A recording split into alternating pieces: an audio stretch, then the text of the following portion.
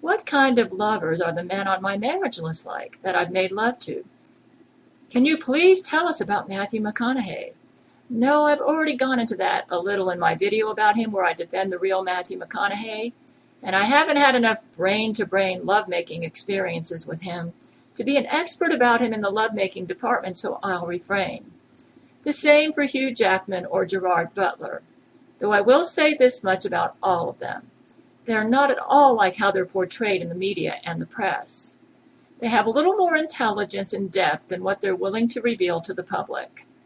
Actually, Matthew is kind of shy compared to Brent and Vladimir. Not that he's shy. Matthew is not shy, but compared to Brent and Vladimir, he is. Because Brent and Vladimir are bold and sensual with me in bed, and I like it.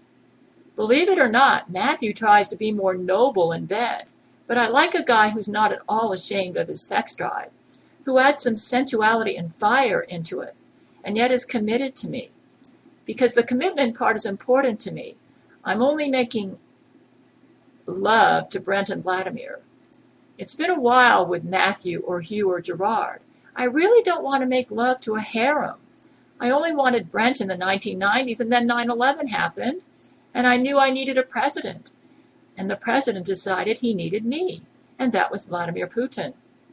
Funny thing is, Brent has decided, because of the complications Jesuits have brought into our relationship, that he needs a president too, and has welcomed Vladimir into our family.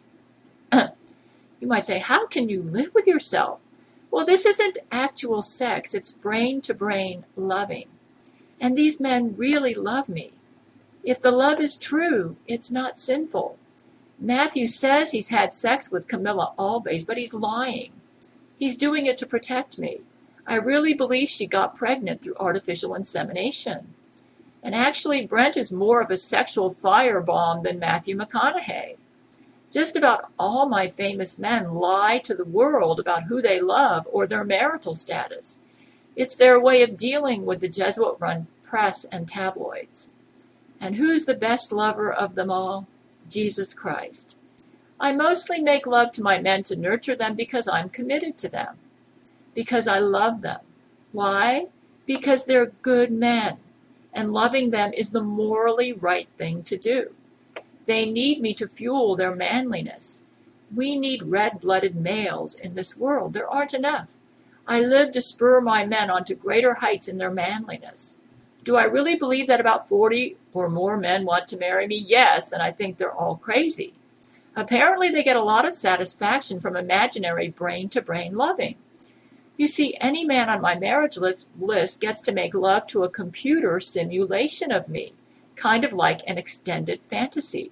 But it replicates me exactly as if I was really there making love to them, so they know how I'd be with them if I was really with them.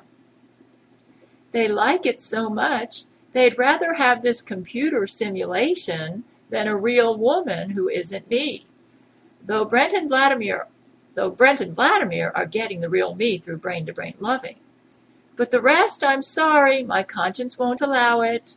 My conscience won't let me make love to a harem. I guess brain-to-brain loving is a new form of dating. It's the way we date in the 21st century.